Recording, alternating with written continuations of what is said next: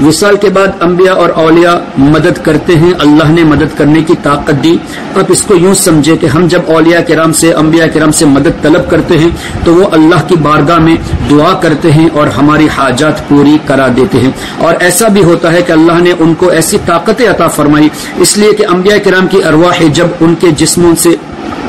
قبض، جیسے روح قبض کی جاتی ہے تو روح قبض کرنے کے بعد دوبارہ انبیاء کرام کے جسموں میں ڈال دی جاتی ہے۔ اب وہ موت کا مزہ چکھنے کے بعد اپنی اپنی قبروں میں جسموں کے ساتھ، اپنے مبارک جسموں کے ساتھ حیات ہے، اور انبیاء کرام کا ایک ہی وقت میں ایک سے جگہ زیادہ حاضر رہنا یہ بھی حدیث سے ثابت ہے، جیسا کہ معراج شریف کے واقعے سے پتہ چلتا ہے۔ ہمارے آقا صلی اللہ علیہ وسلم نے حضرت ابراہیم علیہ السلام کو راستے میں نماز پڑھتے ہوئے دیکھا، حضرت موسیٰ علیہ السلام کو بھی نماز پڑھتے ہوئے دیکھا۔ مسجد اقصی شریف جب پہنچے تو تمام انبیاء کرام وہاں موجود تھے، پھر آسمان میں پہنچے تو کچھ انبیاء کرام آسمانوں میں موجود تھے، جس سے یہ پتہ چلتا ہے کہ اللہ کے نبی اپنی قبروں میں اپنے جسموں کے ساتھ حیات ہے، اور جہاں چاہے اللہ کی مرضی سے وہ جاتے ہیں۔ اب اس سے یہ بھی پتہ چلا جب اپنی قبروں سے جا کر حاضری دیتے ہیں، سرکار علیہ الصلوۃ والسلام کے پیچھے نماز بھی پڑھی، اپنی قبروں میں بھی نماز پڑھتے ہیں اور آسمانوں میں بھی سیر کرتے ہیں، تو دنیا جو آسمان کے مقابلے میں بہت چھوٹی سی چیز ہے،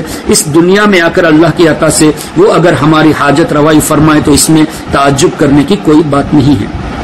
ہاں، جو اس کو منع کرے اسے چاہیے کہ قرآن سے دلیل دے یا حدیث سے دلیل دے کہ اللہ نے انبیاء کرام کو اور اولیاء کرام کو وصال کے بعد مدد کرنے کی طاقت نہیں دی۔ کوئی ایک ایسی آیت دکھا دے یا حدیث دکھا دے، ضعیف حدیث ہی دکھا دے جہاں یہ ہو کہ اللہ نے انبیاء کرام کو اور اولیاء کرام کو مدد کی طاقت نہیں دی۔ قیامت آ جائے گی انشاءاللہ ہرگز نہیں دکھا پائیں گے۔ جیسے ذاکر نائک نے کہا 25 آیتیں ہیں وسیلے کے تعلق سے حرام ہے، ابھی تک مسلمانوں کو وسیلہ حرام کہنے پر ایک آیت بھی نہیں دکھائی، نہ ہی قیامت تک دکھا پائیں گے۔ اسی طرح کوئی بھی ایک آیت یا حدیث یہ لوگ نہیں دکھا سکتے کہ انبیاء کرام کو اللہ نے مدد کی طاقت نہیں دی۔ اللہ والوں سے ان کے وصال کے بعد مدد مانگنا، اس پر میں نے ابھی تھوڑی سی روشنی ڈالی، اور بھی وضاحت کر لیتے ہیں۔ اللہ تبارک و تعالی کے حبیب صلی اللہ تعالی علیہ وسلم نے ارشاد فرمایا، میں اپنے نیک بندوں کے ہاتھ بن جاتا ہوں جس سے وہ پکڑتے ہیں، آنکھ بن جاتا ہوں جس سے وہ دیکھتے ہیں، کان بن جاتا ہوں جس سے وہ سنتے ہیں۔ اس کا مطلب یہ ہے کہ اللہ ان کی آنکھوں میں، ان کے کانوں میں، ان کے ہاتھوں میں، پیروں میں ایسی طاقت دیتا ہے کہ وہ کام کر سکتے ہیں جو ہم نہیں کر سکتے، اور وصال کے بعد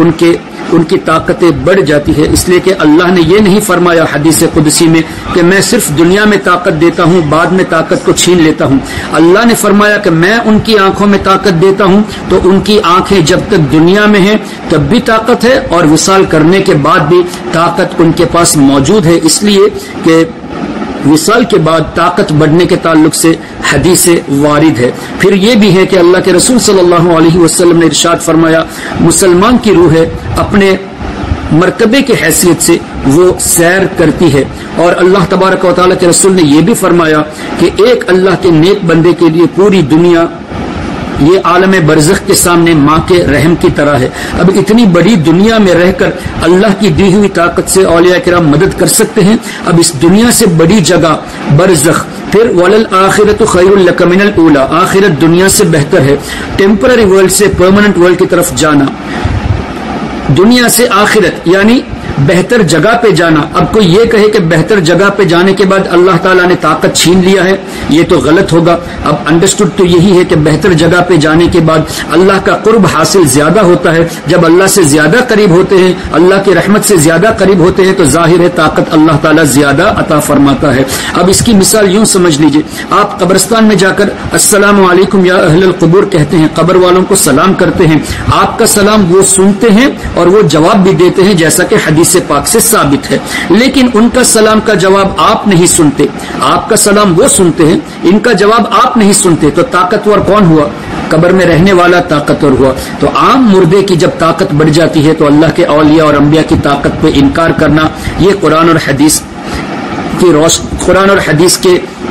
مرضی کے خلاف جانا ہوا، اور انکار کرنا یہ اللہ کی قدرت کا انکار کرنا ہوگا، اس لیے کہ اللہ نے فرمایا ان اللہ علی کل شیء قدیر، بے شک اللہ ہر چاہے پر قادر ہے۔ ہم کون ہوتے ہیں یہ کہے کہ اللہ صرف دنیا میں طاقت دے سکتا ہے، وصال کے بعد اولیاء کو طاقت نہیں دے سکتا، انبیاء کرام کو وصال کے بعد طاقت نہیں دے سکتا۔ اگر ہم یہ کہیں گے تو ہم اللہ کی قدرت کو لمٹ کر رہے ہیں۔ ہم کون ہوتے ہیں اللہ کی طاقت کو، اللہ کی قدرت کو لمٹ کرنے والے؟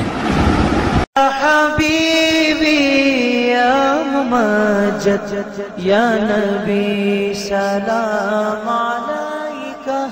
یا رسول سلام علیکہ، یا حبیب سلام علیکہ، صلوات